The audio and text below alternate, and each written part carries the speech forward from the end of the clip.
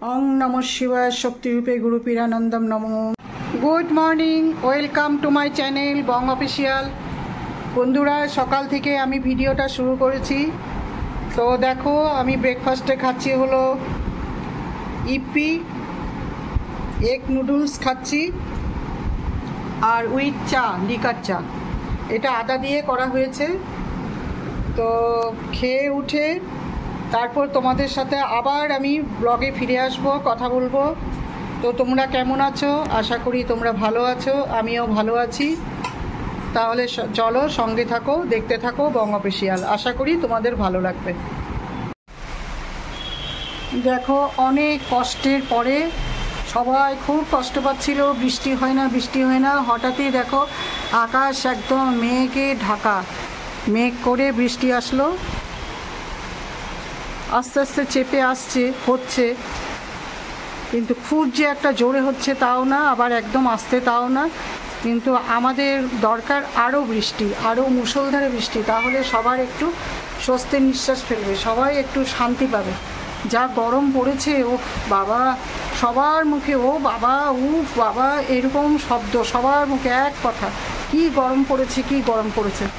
সামনের বছর যে কী হবে জানি না, বলছে তো 50 ডিগ্রি হবে নাকি গরম।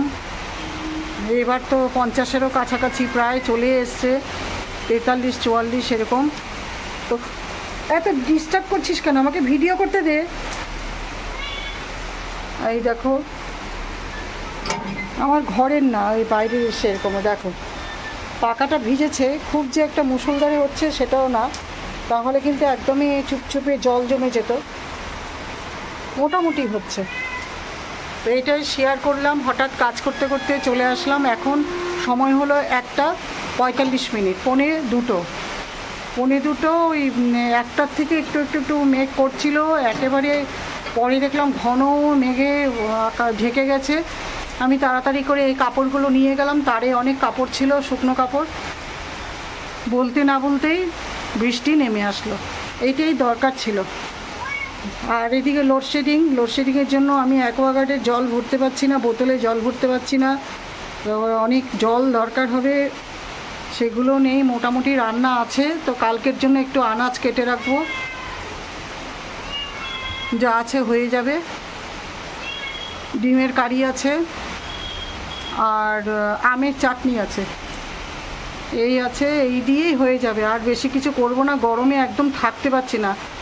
আর একটু ভাত করব, এখনও ভাত হয়নি, 1:45 বাজে। এখন ভাত বসিয়ে দেবো, গরম গরম ভাতটাই থাকবে। যতই গরম পড়ুক, কিন্তু ঠান্ডা ভাত খুব একটা আমার কাছে অন্তত ভালো লাগে না। আমি যে কোনো কিছু দিয়ে, তরকারি দিয়ে, মাছ ডিম সব কিছু দিয়ে গরম ভাত খেতেই ভালোবাসি। কি ডিস্টার্ব করছিস না সত্যি মোবাইল। এই দেখো, এটা কি জ্বালাচ্ছে দেখো, পায়ের ভিতর ঢুকে যায় আর কামড়াচ্ছে হালকা করে করে, হালকা করে করে আমার আঙ্গুলের মধ্যে কামড়ায়। আমার ভীষণ অস্বস্তি লাগে। এটা আমার না, কিন্তু এই বাইরের থেকে আসে শুটকির বাচ্চা, ওই কান্না দেখে খেয়েছে। এই দেখো, খাবার দিয়েছি, খেয়েছে, দুধও খেয়েছে, ভাতও খেয়েছে, তারপরে জ্বালায়। তখন কিন্তু খুব মাথা গরম হয়ে যায় সত্যি। খাবার দেওয়ার পরেও যদি এরকম করে, কি যে চায় ও জানি না বাবা, বুঝতে পারছি না কি চায়। ওই দেখো, ওই দেখো, কান্নারা শেষ নেই। বাচ্চা কিন্তু চেহারায় বড় হয়ে গেছে, দেখতে সুন্দর। তো চলো বন্ধুরা, এটা শেয়ার করে দিলাম। দেখো কত ভালো লাগে, মাঠটা ভিজে গেছে,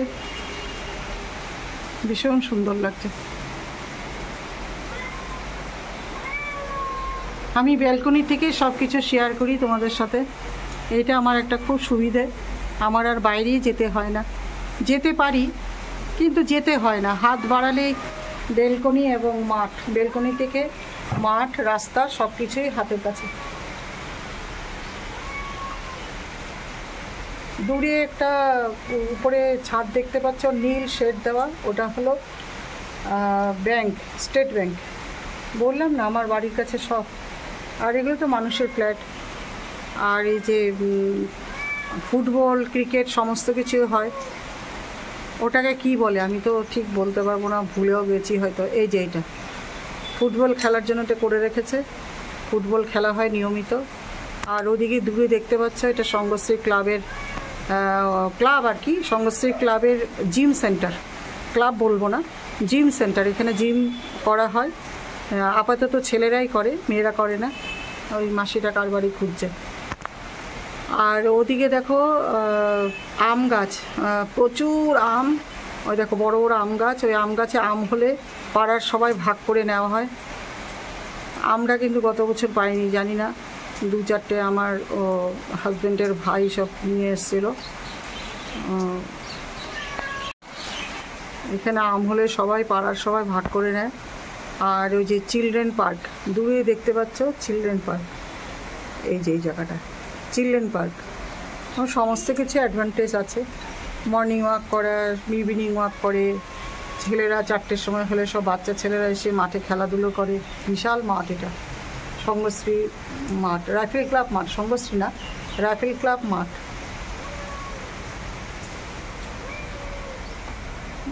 যে গাছটা দেখতে পাচ্ছ একটা সবুজ টবের মধ্যে, এটা হলো জেট প্ল্যান্ট। জেট প্ল্যান্ট এটা আমার ছেলে, হাজব্যান্ড বলতে গেছি, আমার ছেলে আমাকে আমার জন্মদিনে গিফট করেছিল জেট প্ল্যান্ট। দেখো এখন অনেকটাই বড় হয়ে গেছে, আগে ছোট ছিল প্ল্যান্টটা, এখন ছড়াচ্ছে চারিদিকে, আবার কামড়াচ্ছে আমাকে পায়ে। আর বাকি দুটো তুলসী গাছ। দেখো লোডশেডিং পুরো অন্ধকার। একটুখানি জানলা খুলে রেখেছি। আমি কেন জানলা খুলে রাখি, সব না হলে ঢুকে যায় বাইরের বিড়ালগুলো। দেখো বন্ধুরা, আমি একটা শিব কিনেছিলাম কালকে, শিব ঠাকুর। তো এটাতে অনেক কিছু ইনকমপ্লিট, অনেক ফেব্রিকের কাজ ইনকমপ্লিট ছিল। তো আমার সাইড নিবার আপনাদের হয়তো জানা আছে, তোমাদের জানা আছে, ঋতিকাদি খুব সুন্দর, উনি খুব আর্টিস্ট এসব ব্যাপারে। মানে উনি নিজে পটারি বানানো, সমস্ত কিছু করা। তো সেটা ইনকমপ্লিট বলে আমি বলেছিলাম, উনি বলে হ্যাঁ আমি করে দেবো। এই যে কমপ্লিট করে দিচ্ছে অলরেডি। এই যে ওনার সব রঙের কালেকশন,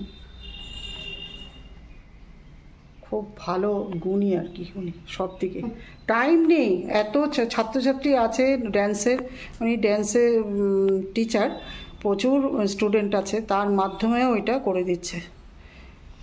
এই দেখো ভালু ভাত খেয়ে তারপর দুধটা খাচ্ছে। ওকে তোমরা শর্ট ভিডিওতে দেখো, ও কিন্তু বং অফিসিয়াল শর্ট ভিডিওতে খুব ফেমাস।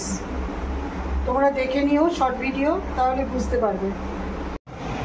আর এদিকে দেখো মাটন হয়ে গেছে, মাটনের ঝোল ফুটছে এখন। আর এদিকে সেদ্ধ দিয়ে দিয়েছি, এটা আমি খাবো। এটা হলো, এদিকে সেদ্ধ হয়েছে কুমড়ো, ঢেঁড়স, পেঁপে। এদিকে মাটনটা ফুটছে, দেখো মাটনের কালারটা দেখো।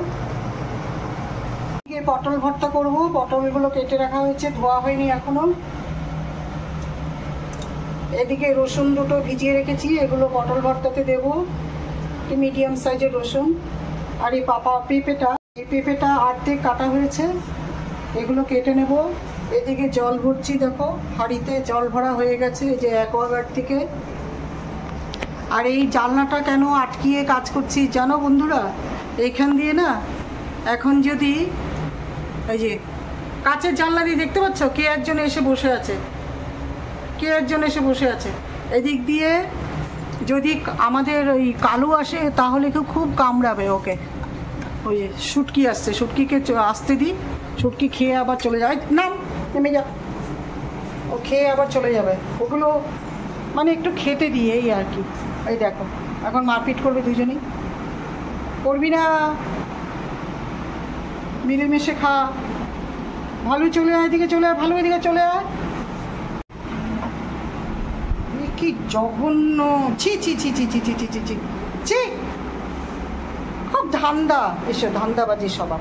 এদিকে এই যে ভালুকে বের করে দিলাম, এই দেখো সম্ভব না, ঘরে খায় ঠিক আছে, ঘরে খায়, বারান্দায় খায়, খাওয়ার পরে ওদেরকে বের করে দিই, এটা খুব অসুবিধা।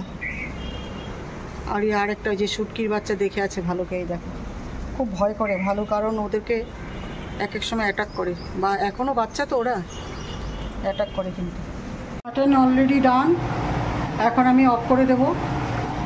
আর দেখো এদিকে পটল ভর্তা করব, সেই জন্য পটলগুলোকে কেটে ধুয়ে সেদ্ধ করতে বসিয়ে দিয়েছি।